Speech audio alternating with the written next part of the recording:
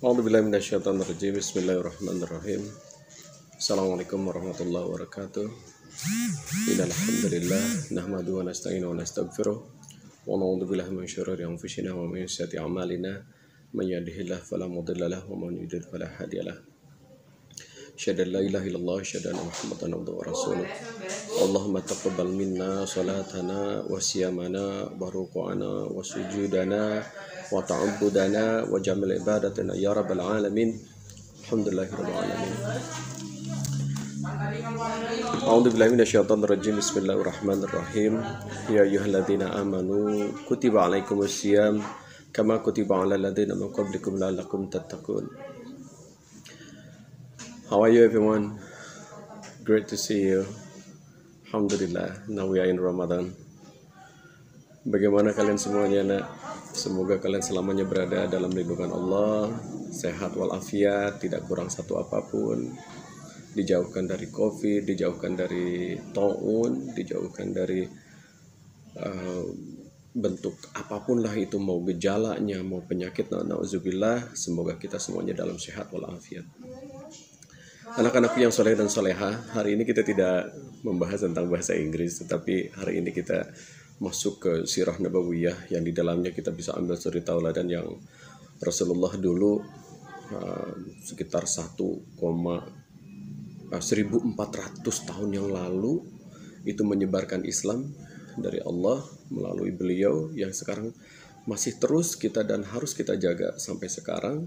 Dan alhamdulillah hari ini izinkan Bapak sedikit menjelaskan sedikit tentang suri tauladan Rasulullah, terutama yang berkenaan dengan bulan Ramadan ini.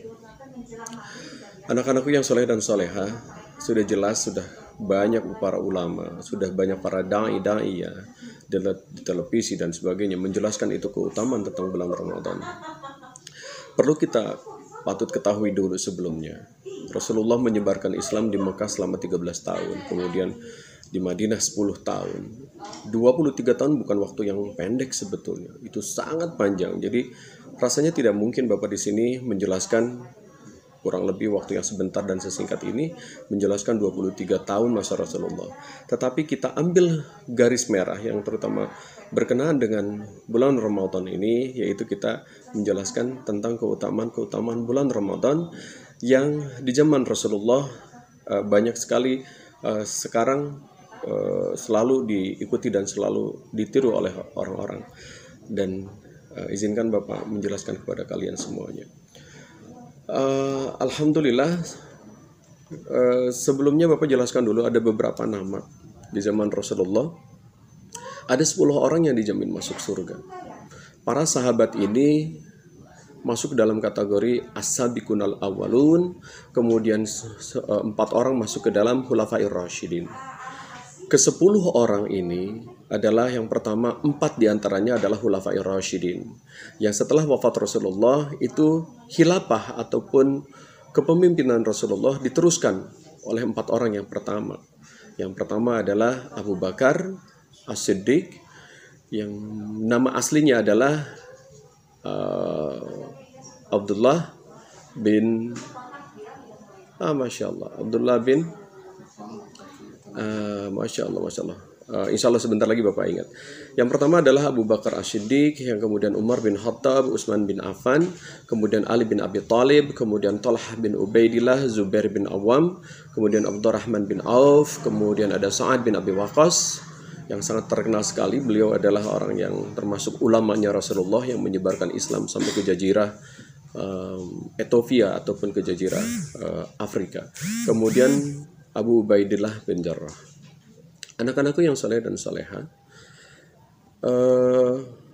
ada beberapa pesan yang Rasulullah tanamkan kepada kita sebagai umat Rasulullah, terutama berkenaan dengan bulan Ramadan ini. Sedikit mengenai para sahabat yang tadi Bapak sebutkan, itu ketika 6 bulan sebelum Ramadan tiba, mereka meminta dan berdoa kepada dirinya, tentu mintanya kepada Allah, agar mereka disampaikan sampai ke bulan Ramadan. Doanya sudah sangat termasyhur para imam yang ketika mereka berdoa setelah sholat fardu, mereka selalu mengatakan Allahumma barik lana fi Rajaba wa Sya'bana wa balagna Ramadan. 6 bulan itu mereka mantapkan. Karena apa? Tidak ada jaminan siapapun bisa sampai ke bulan Ramadan. Mereka meminta, mereka memohon, yang di dalam aturan-aturannya itu terdapat salah satunya adalah istighfar. Mohon maaf kepada Allah. Karena apa? Ini adalah salah satu upaya kita memang bahwa kita itu tidak ada apa-apanya kalau tidak ada bantuan dari Allah. Bayangkan sudah banyak orang yang mungkin dulu Ramadan sebelumnya mereka masih bersama kita, tapi sekarang mereka sudah tidak ada lagi. Allahu Akbar, Alhamdulillah. Abdullah bin Abi Quhafa, itu nama Abu Bakar As-Siddiq. Alhamdulillah. Bapak ingat. Kita lanjutkan anak-anakku. Kemudian bagaimana sekarang dengan Rasulullah? Aisyah menyampaikan dalam satu riwayat bahwa Rasulullah selalu melakukan sholat sunnah, selalu melakukan puasa sunnah, selalu melaksanakan ibadah-ibadah yang lain. Tetapi di bulan Ramadan, Rasulullah selalu menyegerakan satu, yaitu berbuka. Ketika berbuka Rasulullah selalu berbuka dulu, kemudian selalu dihadirkan 2, yaitu aswadain. Aswadain ini hanya istilahnya. Yang di dalamnya ada 2, yang pertama kurma, atau mungkin dalam bahasa Arab kita kenal dengan rutab, kemudian tamar.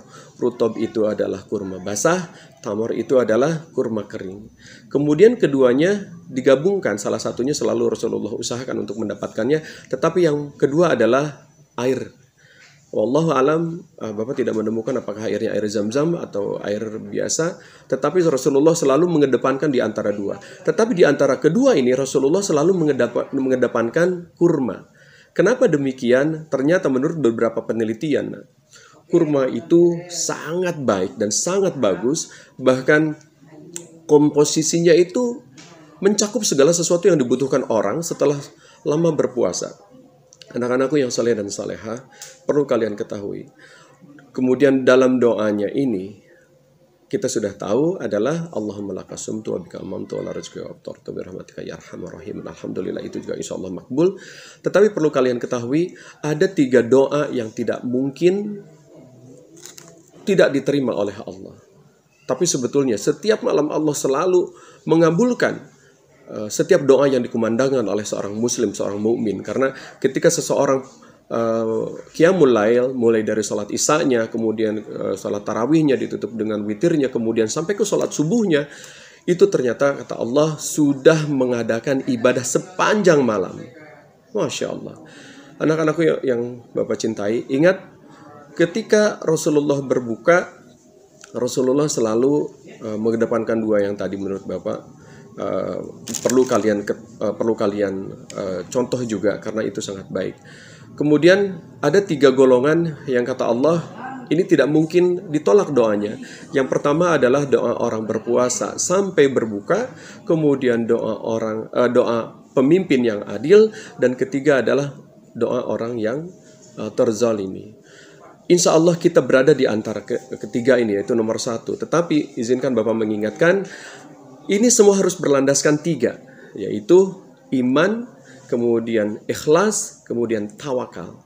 Dan tentu semua di ujungnya ini dikemas dalam satu kemasan yang sangat baik, namanya sabar. Sabar dalam berpuasa, sabar dalam menjalankannya, isi semuanya dengan kebaikan. Bahkan para sahabat dulu tidak ada yang mereka ucapkan dalam lidahnya, dalam lisannya, kecuali 2, yaitu Al-Quran dan kata-kata yang baik. Nah, Ramadan dikenal dengan bulannya Quran. Jangan lupa dan jangan sampai pernah tertinggal tilawah. Baca Quran banyak-banyak. Iqra'u Qur'anakum fa inna yaumil qiyamah ya'ti